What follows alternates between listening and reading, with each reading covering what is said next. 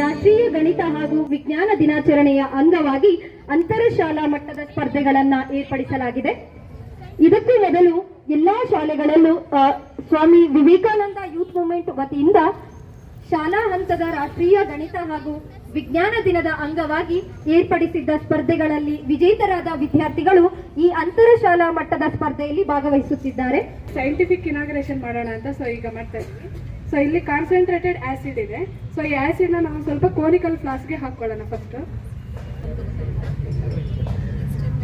Sodium bicarbonate ನ ಅದರೊಳಗಡೆ ಹಾಕ್ತೀವಿ. ಏನಾಗುತ್ತೆ ಅಂತ ನೀವು ಅಬ್ಸರ್ವ್ ಮಾಡಿ. Carbon dioxide. ಇಲ್ಲಿ ಆಸಿಡ್ ಬೇಸ್ ರಿಯಾಕ್ಷನ್ ನಡೆದು ಸಾಲ್ಟ್ ಮತ್ತೆ ಸ್ವಲ್ಪ ವಾಟರ್ ಅನ್ನೋದು ರಿಲೀಸ್ ಆಗಿದೆ.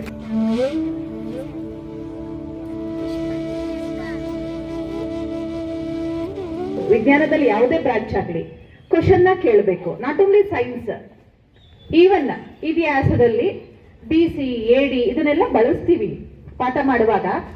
ಏನದು ಟೈಮ್ ಲೈನ್ ಅಂತ ಹೇಳ್ತೀವಿ. ಈ ರೀತಿ ಪಾಠ ಮಾಡುವಾಗ ನಾವು ಎಷ್ಟು ಕ್ವಶನ್ಸ್ ಕೇಳ್ತೀವೋ ಅಷ್ಟು ನೀವು ಆಕ್ಟಿವ್ ಆಗಿರ್ತೀರಾ.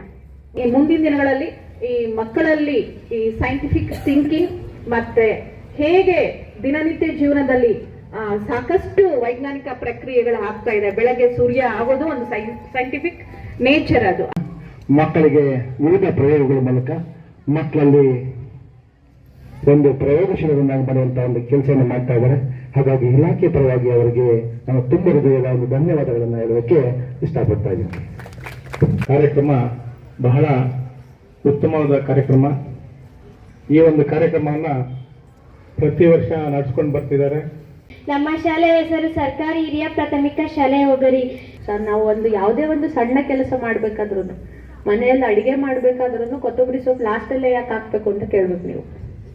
ಯಾವುದೇ ಕೆಲಸ ಮಾಡ್ಬೇಕಾದ್ರೂ ಈ ಲಾಜಿಕಲ್ ಥಿಂಕಿಂಗ್ ಅಂತ ಹೇಳ್ತೇವೆ, ತರ್ಕಬದ್ಧವಾಗಿ ಆಲೋಚನೆ ಮಾಡುವಂಥದ್ದು, ಅದು ಬೆಳೆಸ್ಕೊಂಡಾಗ ನಾವು ಸೈಂಟಿಸ್ಟ್ ಆಗ್ಬೇಕು ಅಂತ ಒಬ್ರು ಹೇಳ್ತಾ ಇದ್ರು.